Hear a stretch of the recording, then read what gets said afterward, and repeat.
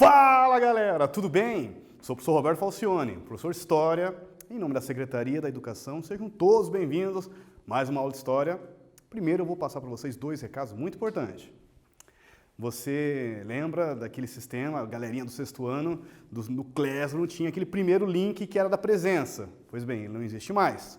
Agora, a atividade é o que vai computar a sua presença no sistema. Por isso é muito importante que você faça a atividade. Próximo recado, você assiste nossas aulas pela televisão, super bacana. Utilize o material impresso da escola, né? Você vai até a escola. Pois bem, nada impede que você possa, se tem condições, se tem acesso tecnológico, se pode experimentar o sistema do Classroom. Quem sabe você pode até acabar migrando. É uma experiência, muito bacana, fenomenal aí para vir, você conhecer, essa plataforma, todo esse nosso sistema, né, de educação do Aula Paraná. Ok? Vamos lá, arregassem as mangas, apertem os cintos, vamos começar a nossa aula agora sobre a civilização Inca. Vamos fechar aquela duplinha da aula passada, vocês lembram? Vocês ficaram quase especialistas em Quechua, não foi? Pois bem, eu também brinquei bastante com vocês e a ideia é essa mesmo, né? A gente possa conhecer um pouco sobre a história da civilização Inca. A gente trabalha de uma maneira, vamos dizer assim, um pouco extrovertida, no entanto, fundamentação científica, historiográfica, um trabalho sério realizado pelo professor, junto com os técnicos da SEAD, professores de História. Vamos lá, embarquem nessa junto comigo aí, bom estudo para todos nós. Vou apresentar para vocês os 3 objetivos. Apontar as principais características da agricultura Inca. Olha, é um tema muito bacana. Identificar as especificidades da organização política Inca. 3. Reconhecer a organização religiosa da civilização Inca. Na aula passada, pegamos lá localização e origem, aqueles caminhos fantásticos, os caminhos incas, né, quase mais de 30 mil quilômetros, uma rede de sistema de transporte chamado Chapaquinã, sociedade, fechamos com as construções que também... perdi essa aula. Cara, volta lá, galerinha do sexto ano, ficou muito legal, assiste a aula do Inca número 1, os povos originários da América, que foi um tema muito bacana nós trabalharmos sobre as cidades incas, né? Inclusive destaque para os sistemas de esgoto e saneamento e distribuição de água, né? Um sistema impressionante que eles faziam os abastecimentos das cidades. Olha, fenomenal, uma técnica de construção Inca. E nós vamos continuar com esse tema, puxando para a nossa próxima aula de hoje. Vamos pegar religião, política, agricultura e o quipu, uma espécie de calculadora, até nós comentamos aqui, é mais que uma calculadora, só faltou o sistema binário, como diria o outro, como diria Alan Turing, né, para nós chamarmos de um computador, porque ele está acima de uma calculadora. É um sistema impressionante que vocês vão estudar comigo hoje, feito de cordas, pense. Vamos lá, sempre começamos nossa aula discutindo, fazendo uma problemática, né, sobre um tema. Eu trago para vocês algumas imagens e eu gostaria que agora vocês fossem os historiadores junto comigo. Vamos analisar juntos. Você saberia dizer do que se trata essa imagem? Olha, eu não sei, professor, mas se eu me despencar, eu morro, eu sei disso. Também imagino. Mas isso já mostra um indício.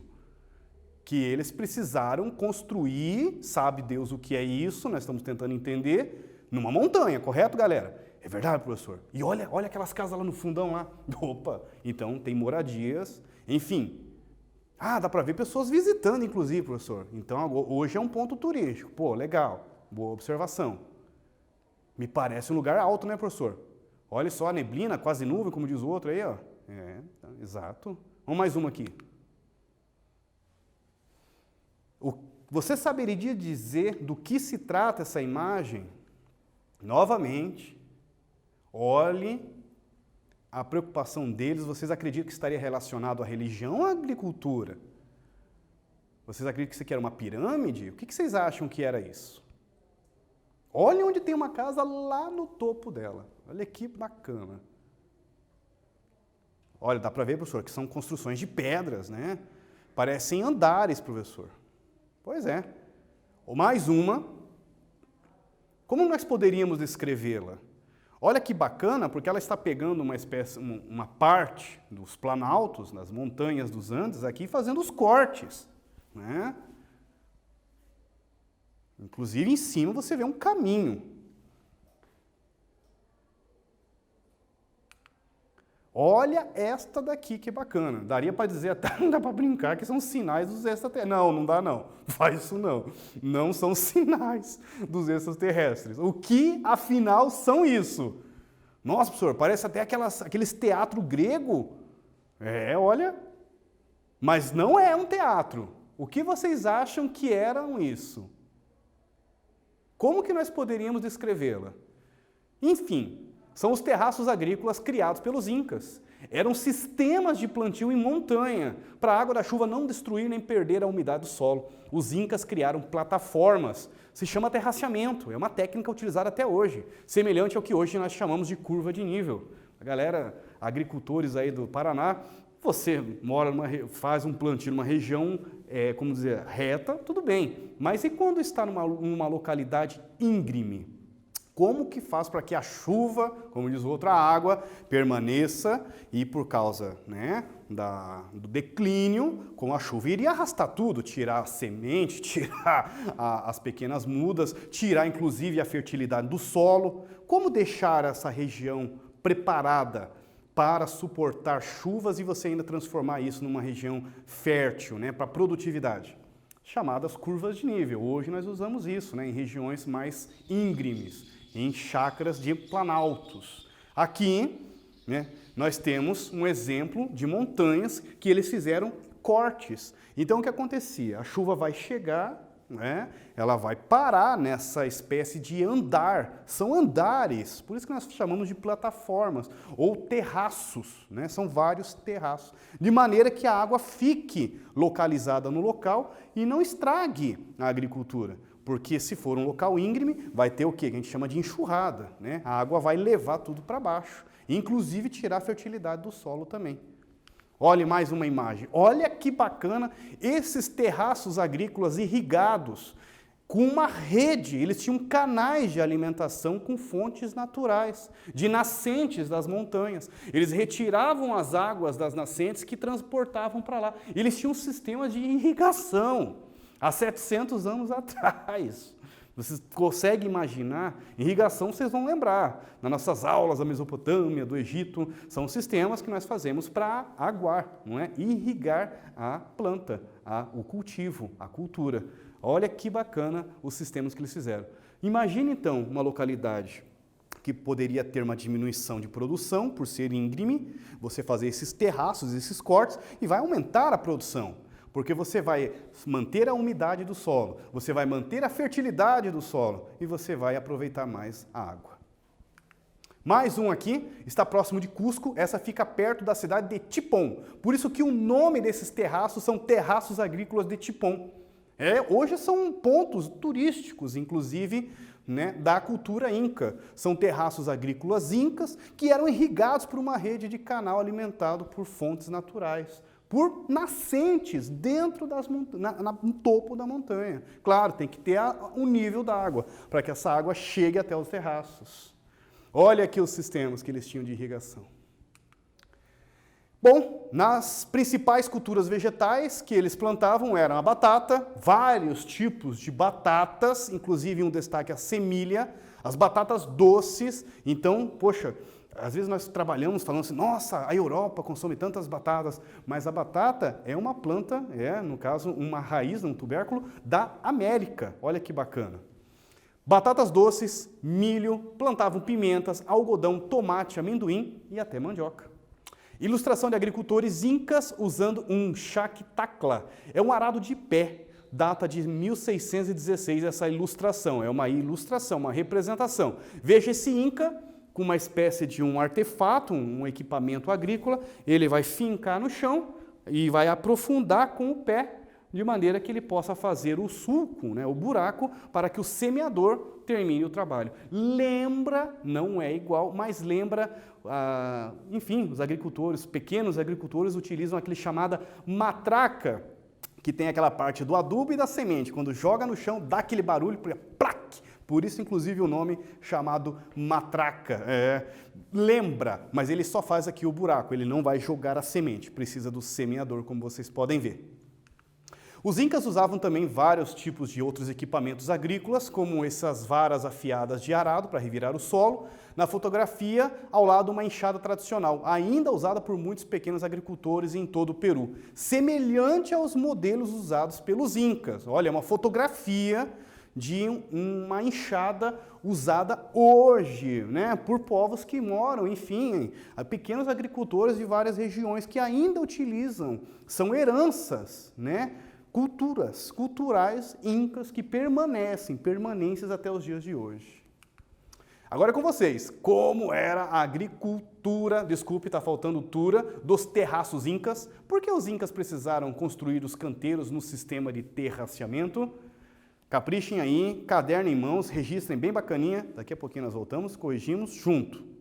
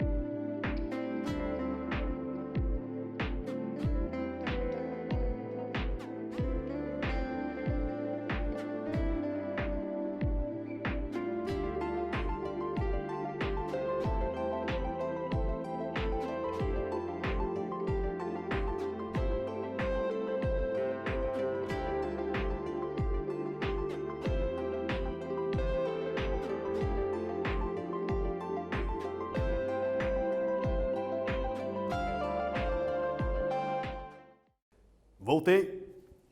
Vamos corrigir juntos? Os terraços agrícolas foram criados pelos incas para funcionar num sistema de plantio em montanhas, para a água da chuva não destruir a agricultura, diminuir a perda da umidade do solo, evitar que a chuva retirasse os nutrientes da terra. Isso aqui é complemento meu, a galera dos orgânicos aí vão lembrar. Opa, novamente, mais uma desculpa aqui, é a agricultura, viu? Foi na hora da digitação. Vamos aí, vamos continuar, vamos para o nosso segundo tema, agora é religião. Então, primeiramente, eles são politeístas, né? Os incas acreditavam em vários deuses. Tinha um deus cosmológico, uma espécie de um criador do universo, de todos os seres, chamado Viracocha, que é uma divindade cosmológica, um ser cosmológico, que ele é criador do universo e ele é pré-incaico, isso é muito importante. Vocês viram até na época da aula astecas, muitos deuses que não eram astecas foram apropriados pelos astecas. Aqui também não é diferente.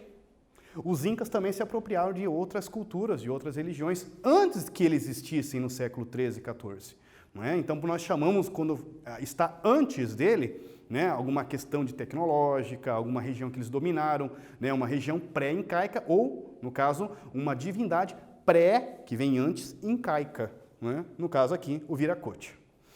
O Sol também era considerado o deus principal inca, o chamado Inti. E não por acaso, o Sapa Inca, vocês lembram da aula passada, o imperador, chamado Sapa Inca, ou Inca, que já é chefe, né? Ele era considerado filho do Sol. Eu acho muito interessante, isso é muito bacana, a galerinha do sexto ano prestar atenção nisso, nas religiosidades da antiguidade. Como que o Sol tem uma representação muito importante. Significa que eles já perceberam que o Sol era fundamental para a vida na Terra, para a agricultura, para várias questões. Não é somente uma estrela, como diz o outro, ali iluminando. Ela tem uma função e ela tem uma representação muito interessante, ela está acima de todos. Né? Ela está acima de todos, ela tem uma relevância, influência direta na nossa vida, e eles perceberam isso. Lembra do Egito? O deus Horus? Então veja que o Sol já é representado em vários lugares, em várias civilizações, nos incas também, né? O deus Inti. E o imperador, não por acaso, ele é filho do deus Sol, olha que interessante. Sapa Inca. E assim, nós podemos entender da seguinte maneira. Havia forças do bem e do mal. O bem era representado por tudo aquilo que era importante ao homem, como a chuva, a luz do sol, o mal, a chuva e a luz do sol. Já o mal, por forças negativas, como a seca e a guerra. Então eles tinham essa representação, né, dessa bipolaridade, poder negativo, poder positivo.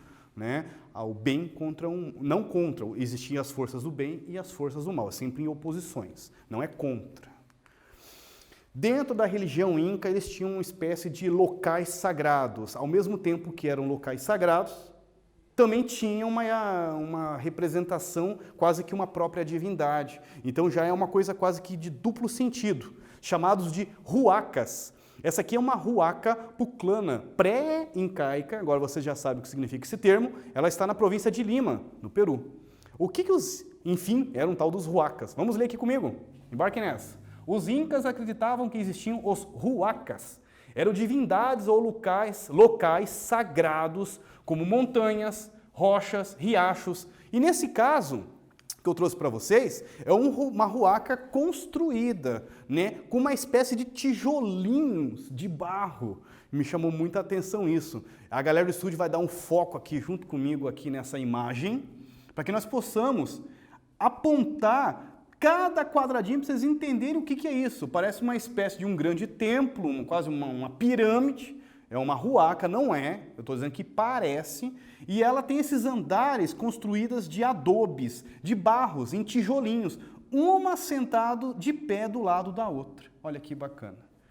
Dentro da religião haviam também os líderes espirituais de uma comunidade, usavam rezas e oferendas para se comunicar com o huaca, né? Então eles, para pedir conselho ou ajuda. Também vi que os chamados líderes espirituais tomavam algumas bebidas, né?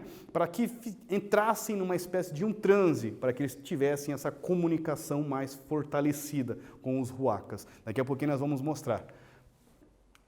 Daqui a pouquinho não, agora. Os incas ofereciam sacrifícios humanos, vocês viram que os astecas também, chamado de capacocha.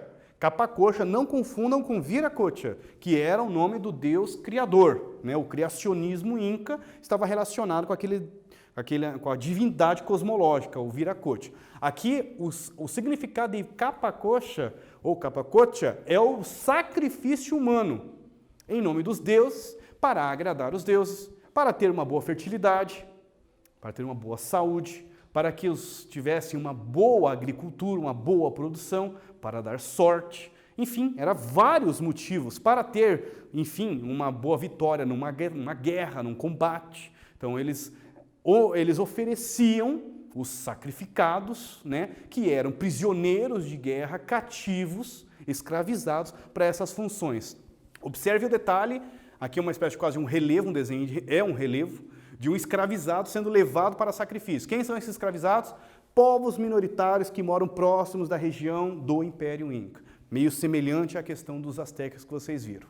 Vamos lá? Havia também sacrifício de animais, mas na maioria das vezes o ritual acontecia também ao nascer do sol. Antes do sacrifício, os sacerdotes davam ao sacrificado uma bebida chamada xixa, que é um fermento de milho, até hoje apreciada. Fermentado significa meio semelhante ao que temos a cachaça brasileira, não é? Que é um fermentado de cana-de-açúcar. No caso aqui é de milho. Eles fazem essa fermentação, é uma bebida que eles davam então para os sacrificados, de maneira que eles ficassem menos resistentes para o processo de sacrifício, desculpe. Ok? Próximo. Mais uma representação, para vocês que é mais uma imagem, desculpe, é um desenho em relevo. Na parte inferior é uma procissão de escravizados, todos eles preparados para serem levados para um sacrifício. Na parte de cima são pessoas de mãos dadas, como se fosse um ritual. Então você imagine a cena, as pessoas de mãos dadas, fazendo a homenagem, a reza, cultuando ao Deus que está sendo oferecido o sacrifício, e embaixo, como diz o outro, o cara sendo preparado, né, para... Parede de huaca, é uma huaca, isso aqui vocês já sabem o que é um huaca, um local sagrado, de la luna, da lua, Trujillo, espero que seja assim, Peru. Com vocês, como era a religião inca, um pouquinho. Imagina, se eu fosse trazer todos os deuses aqui, nós íamos ficar aqui 5 aulas falando. Trouxe um pouquinho para vocês, mas vocês vão poder explicar para nós o que eram as huacas. Daqui a pouquinho nós voltamos, corrigimos juntos, combinado?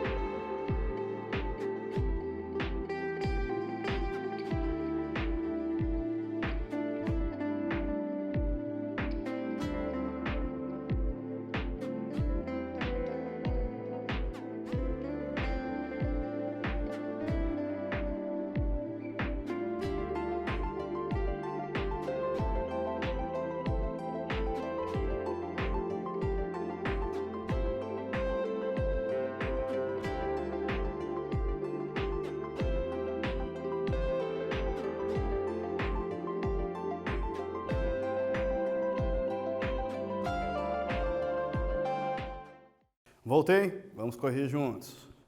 Religião inca era politeísta, lembra?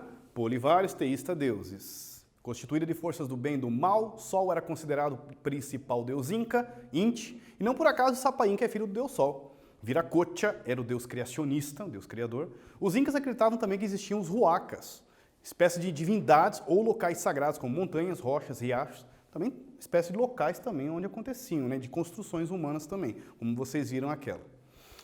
A política, vamos agora para o nosso terceiro tema da nossa aula. A administração política estava centrada no poder do Sapa Inca. Ele tinha uma espécie de conselheiros, são nobres, que também, além de fazer esse trabalho imperial de aproximar as informações de todo o Império ao Sapa Inca, também trabalhavam como governadores das províncias, chefes militares e sacerdotes. Então, os nobres, ou parentes, ou famílias próximas ao Sapa Inca, são pessoas que formam a elite da administração inca. A civilização inca também tinha um governo monárquico, né, e teocrático, ou seja, eles tinham essa representação de divindade dentro do cargo político máximo. Lembra que o Sapa Inca é considerado filho do deus Sol, por isso que é Deus crático, poder nas mãos de Deus, e em grego seria esse o significado, mas não é bem isso. Na verdade, a ideia do representante, o Sapa Inca, o imperador, ter essa ligação direta com os deuses, porque ele é filho de um deus, onde a autoridade mais alta era o Sapa Inca. Os imperadores recebiam uma origem divina e títulos como Sapa Inca, Divino Inca. Conselho Imperial, que o professor Roberto comentou com vocês, mas com vocês novamente, como era organizar a política inca. Trabalhem bastante essa questão do principal poder do Império Inca, centralizado na mão do Sapa Inca. Daqui a pouquinho nós voltamos, corrigimos juntos.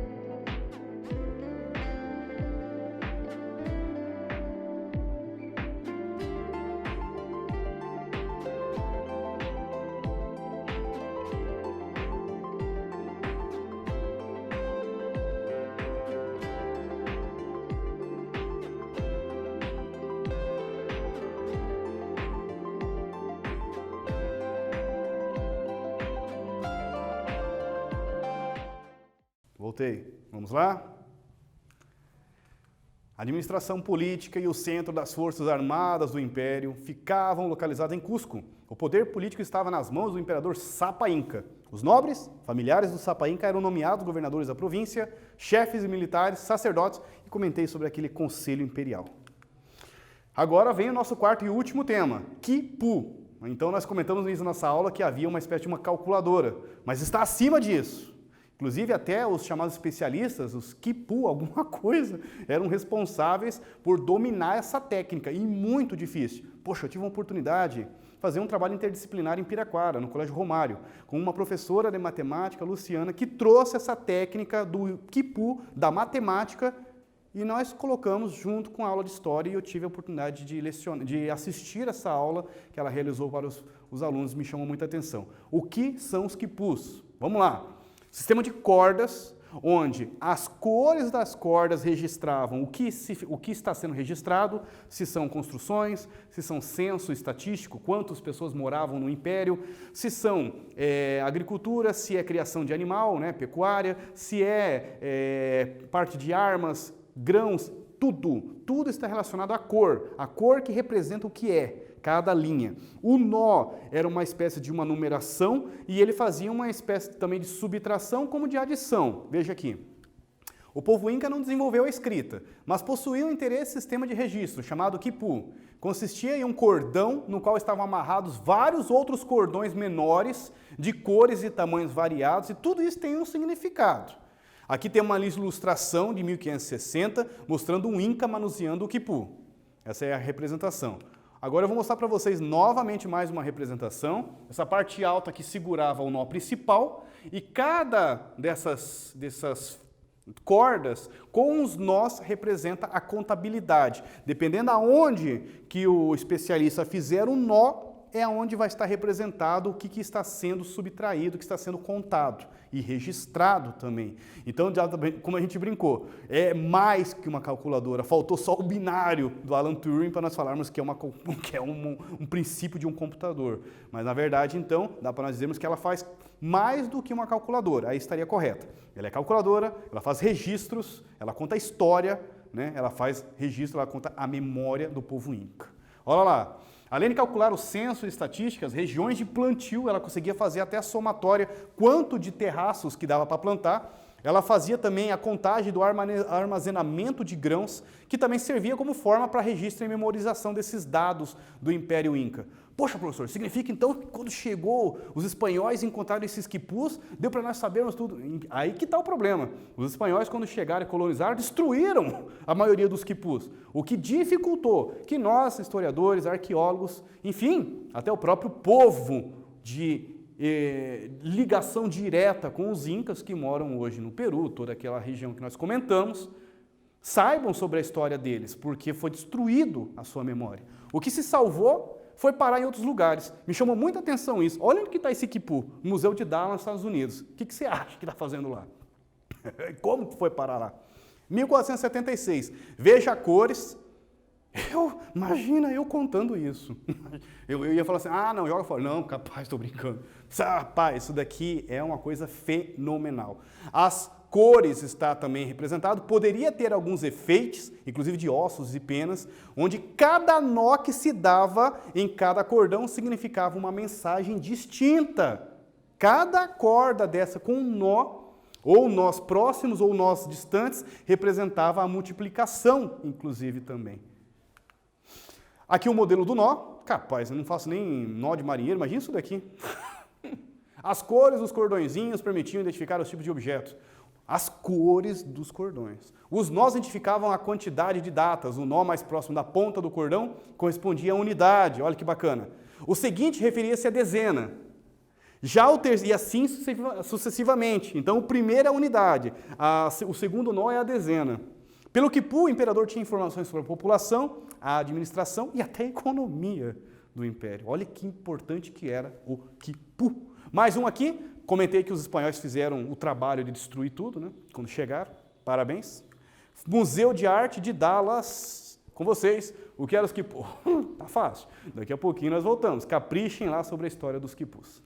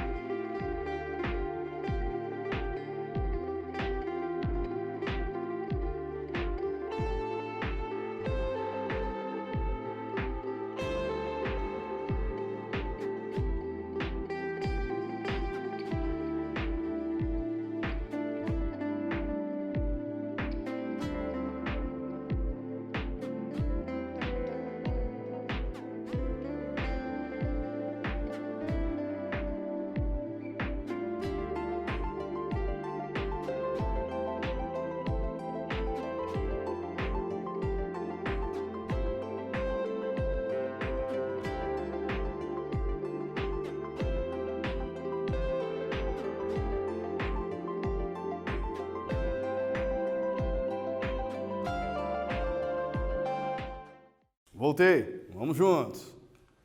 Os quipus eram um sistema de registro, um cordão no qual estavam amarrados vários cordões menores de cores e tamanhos variados, onde se faziam vários diferentes tipos de nós. As cores dos cordões permitiam identificar os tipos de objeto. Os nós identificavam quantidade, até datas. Que coisa fenomenal isso. O nó mais próximo da ponta do cordão correspondia à unidade, o seguinte à dezena e assim sucessivamente. Com vocês. Junto comigo. Vamos ver se vocês estão assim afiados, porque é meu poder telecinético e também está bem preparados. Como era o nome da técnica agrícola dos Incas realizada em regiões montanhosas? Letra A, terraços. B, arado. C, D, quechua. Letra A, B, C ou D? Manda aí, Gustavão. O que vocês acham? Hã? Muito bem! Letra A, terraços. Poxa, inclusive um sistema que nós podemos falar de forte influência hoje na agricultura, que utilizamos o termo curva de nível. Vamos para o próximo. Qual o nome da bebida inca de fermentação feita de milho? Utilizada em rituais religiosos. O nome da bebida inca de fermentação. Letra A, quechua. Letra B, capa-coxa. Letra C, vira-coxa. Letra D, xixa. Letra A, B, C ou D? Manda aí. Qual? Muito bem! Acertou de novo. Olha, povo, como é que o senhor sabe? Xixa, bebida de fermentação feita de milho. E aí, aprendemos, galera? Um pouquinho. Poxa, imagina quantas aulas precisaríamos estudar. Religião inca, política inca, quipu. Faltou agricultura aqui que também trabalhamos, né? Ok? Próxima aula, não perca. Vamos começar, inclusive, contando a história da região oeste do Paraná. Galera de Umarama, povos originários americanos e indígenas na região atual do Brasil. Nossas referências, só obrigado a todos vocês que estiveram junto comigo nessa. Agradecer a toda a galera dos sexto anos, de todo o nosso Paraná, que, poxa, torcer que vocês tenham aprendido um pouquinho comigo, assim como estou aprendendo muito com vocês. Até a próxima, como sempre. Foco nos estudos, força, fé no coração. Até a próxima, valeu!